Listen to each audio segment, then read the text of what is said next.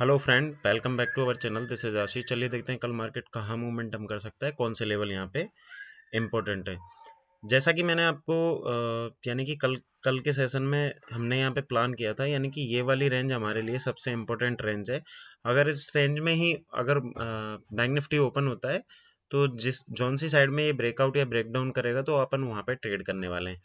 लेकिन एग्जैक्ट मैंने आपको बताया था कि एचडीएफसी बैंक का रिजल्ट आने वाला है, तो ये गैप अप ओपन हो सकता है, गैप डाउन ओपन हो सकता है। तो एग्जैक्टली यहाँ पे क्या हुआ, 350 पॉइंट गैप अप ओपन हुआ। लेकिन वहाँ पे जैसा कि हम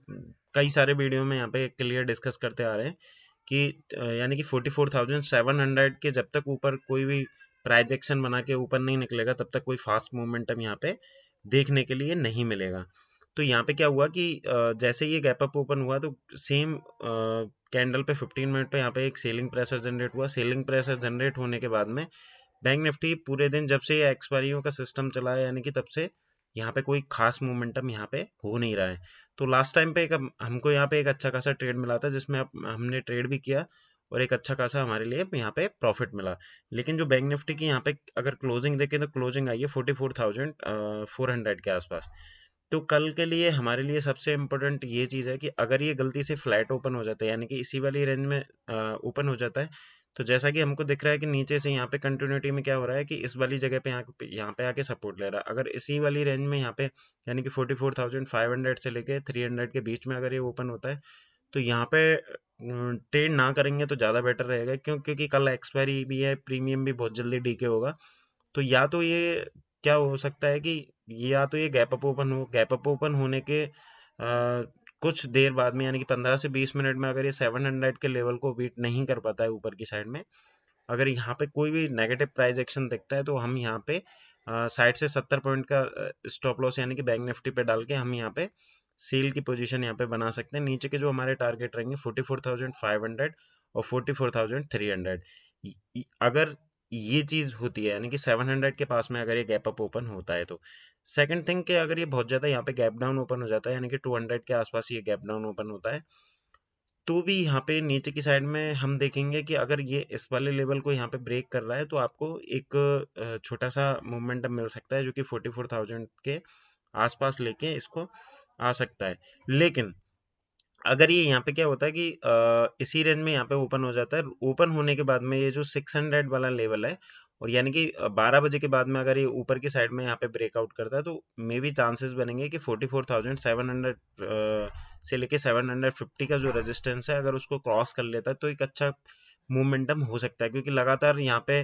अगर हम समझने की कोशिश करें तो यहाँ पे हम देखेंगे कि बार बार क्या हो रहा है, कभी गैप अप ओपन हो रहा है, गैप अप ओपन हो रहा है, कभी गैप डाउन ओपन हो रहा है, कभी गैप डाउन ओपन हो रहा है, कभी गैप अप ओपन हो रहा है। लेकिन जो ऑप्शन बायर है उसके लिए कोई मोमेंटम यहाँ पे नहीं मिल रही है। तो मैं आपको एक चीज यहाँ पे क्लियर बोलूंगा कि अगर आप ऑप्शन बायर हो तो यहाँ पे बहुत कम क्वांटिटी में आपको ट्रेड करना चाहिए। क्योंकि लगातार क्या हो रहा है, इस वाले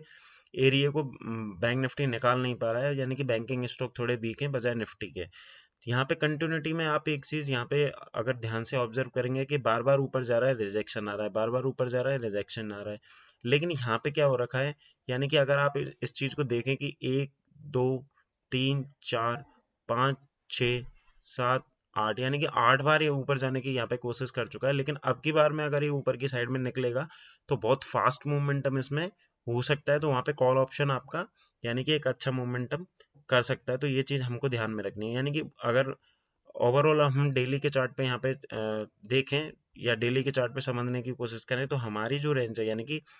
बैंक निफ्टी की जो रेंज है ये इस वाली रेंज में यहाँ पे आके फंसा हुआ है। इस वाली रेंज में आप अगर आप देखेंगे कि कितना यहाँ पे मोमेंटम हुआ है तो ऑलमोस्ट यानी कि 44,700 से लेके 43,800 तक, यानी कि ऑलमोस्ट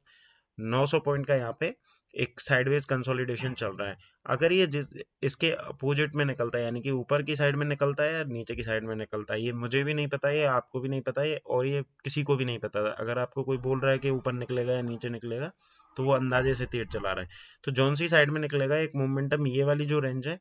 ऑलमोस्ट उसका तो मोमेंटम करेगा ही करेगा। यानी कि ऑलमोस्ट 1000 पॉइंट का आपको एक मोमेंटम 1 से 2 दिन में आपको इजी वे में मिल जाएगा। कंडीशन क्या है कि कंडीशन ये है कि जब तक इस वाली रेंज के अंदर है तब तक आपको बहुत कम क्वांटिटी से यहाँ पे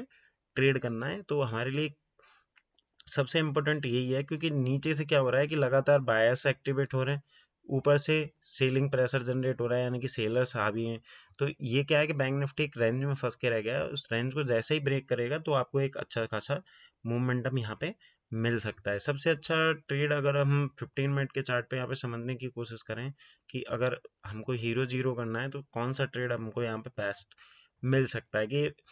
फर्स्ट हाफ में यहीं पे ओपन होता है, 12 बजे तक कहीं पे भी ट्रेड नहीं करता है, ऊपर जाने की कोशिश करता है, और यहाँ से यानी कि 700 के आसपास से अगर कोई वापस से रिजेक्शन आता है तो ये बहुत फास्ट मोमेंटम कर सकता है, यानी कि ऑलमोस्ट 200 से 300 पॉइंट आपको एक वन वे करेक्शन मिल सकता है। उस टाइम पे हमको प्रीमियम आइडेंटिफाई करना होगा, जिसकी इन्फॉर्मेशन मैं एप्लीकेशन में अपडेट कर दूंगा, जिसका लिंक वीडियो के डिस्क्रिप्शन में है। अगर आपने डाउनलोड नहीं किया तो वहाँ से डाउनलोड कर सकते हैं। दूसरा निफ्टी कि अगर अपन बात करें यहाँ पे कि निफ्टी में किस तरीके से यहाँ पे ट्रेड कर सकते हैं, तो निफ्टी जस्ट हम यहाँ पे समझने की कोशिश करेंगे कि निफ्टी में किस तरीके से हम यहाँ पे ट्रेड कर सकते हैं। एक सेकंड, शायद निफ्टी, हाँ निफ्टी में हमारे लिए इम्पोर्टेंट क्या है, निफ्टी का अगर हम डेली का चार्ट यहाँ पे समझने की कोशिश करें तो डेली के चार्ट पे हमारे लिए सबसे इम्पोर्टेंट जो लेवल है, इसके ऊपर निफ्टी की क्लोजिंग जानी चाहिए, यानी कि 850 के आसपास इसका जो रेजिस्टेंस है वो निकल के आ रहा है। अगर अपन चार्ट पे उस हिसाब से यहाँ पे देखें तो यानी कि 850 ही है। 850 के ऊपर अगर ये क्लोजिंग करने में कामयाब होता है तो एक मतलब 20,000 तक की आपको मूवमेंट यहाँ पे मिल सकती है, यानी कि 19,800 की क्लोजिंग है आज। अगर ये 50 पॉइंट और ऊपर क्लोजिंग करता है और उस मोमेंटम को यहाँ पे सस्टेन करके ऊपर की तरफ कंटिन्यू करता है तो एक मोमेंटम ऊपर की साइड में आपको मिल सकता है। लेकिन अगर ये गलती से भी अगर ये 850 के पास से अगर इसमें रिजेक्शन आता है, वैसे तो ये रेजिस्टेंस जैसे कि अब हमको कंटिन्यू यहाँ पे दिख रहा है कि यहाँ पे भी इसने एक रेंज बना के पूरा दिन खत्म कर दिया, सेम आज भी सिमिलर ही उसमें हुआ है। यानी कि अगर ऑप्शन बायर है, अगर वो कॉल भी खरीद रहा है या पुट भी खरीद रहा है तो एक अच्छा मूवमेंट में उस कहीं पे मिल ही नहीं रहा है, तो इससे अच्छा है कि जो शॉर्ट टर्म ट्रेडिंग है उसको अवॉइड करके एक अच्छे मोमेंटम का हम यहाँ पे इंतजार करें। तो यही है कि इसमें अगर आप 850 के आसपास से अगर कोई भी रिजेक्शन दिखता है तो छोटी मोटी क्वांटिटी में आप सेल साइड में देख सकते हैं, या फिर ये 600 के आसपास या 700 के आसपास आता है तो 50 पॉइंट का स्टॉप लॉस डाल के हम बाइंग की अपॉर्चुनिटी देख सकते हैं, जो कि टारगेट हमारा 19,850 के आसपास रहेगा। आज के लिए इतना ही। Thank you.